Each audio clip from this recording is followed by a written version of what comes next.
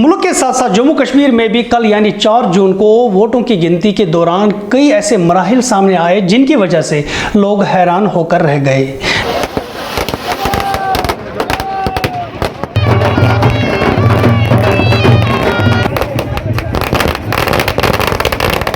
जहां भाजपा और India alliance Delhi में पार्टी हेडक्वार्टर्स पर जीत का जश्न मना रहे थे, वहीं दूसरी जानिब जम्मू कश्मीर में दो आला सियासी रहनुमा और साबिक वज़राए आला महबूबा मुफ्ती और उमर अब्दुल्ला को लोगों ने इस चुनाव में बुरी तरह से शिकस्त दी। और ताजुब की बात यह थी कि उमर अब्दुल्ला के खिलाफ इंजीनियर रशीद, जिन्होंने ये इलेक्शन तिहाड़ जेल से लड़ा, ने बारामूला से 2 लाख से जायद वोटों की लीड लेकर जीत हासिल की।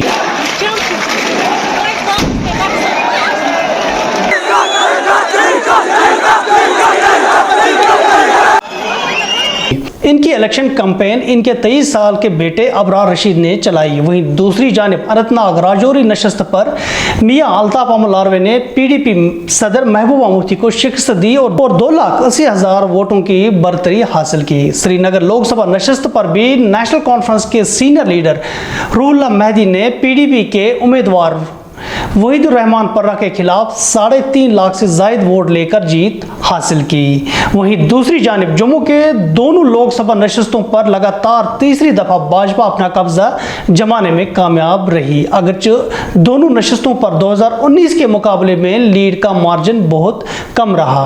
5 अगस्त 2019 को दफा 370 की मनसूखी के बाद ये चुनाव जम्मू कश्मीर में पहली बार हो चुका है और लोगों की इस चुनाव में शमूलियत ने तमाम पुराने रिकॉर्ड तोड़ दिए और लगभग 60% के करीब वोटर टर्नआउट रिकॉर्ड किया गया।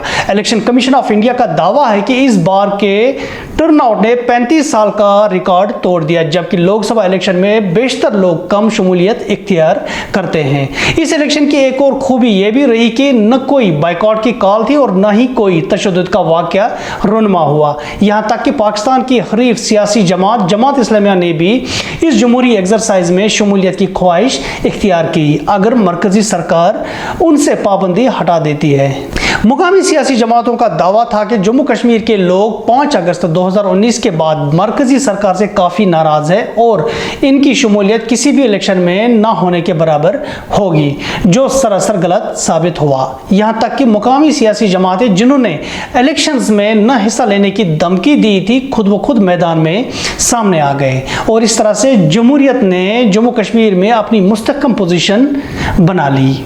जहां इस इलेक्शन ने जम्मू कश्मीर के 2 कदावर लीडरान के सामने बड़ी चुनौतियां खड़ी की, वहीं दूसरी जानिब एक ऐसा लेवल प्लेइंग फील्ड मिला जिसमें 23 साल अबरार रशीद जैसा नौजवान भी बड़े से बड़े लीडर के सामने खड़ा होकर चैलेंज कर सकता है, जो जमहूरियत के लिए एक मुस्बत कदम समझा जा सकता है। दीजिए अपने मेज़बान से मोहिद्दीन को इजाज़त। खुदा हाफिज़।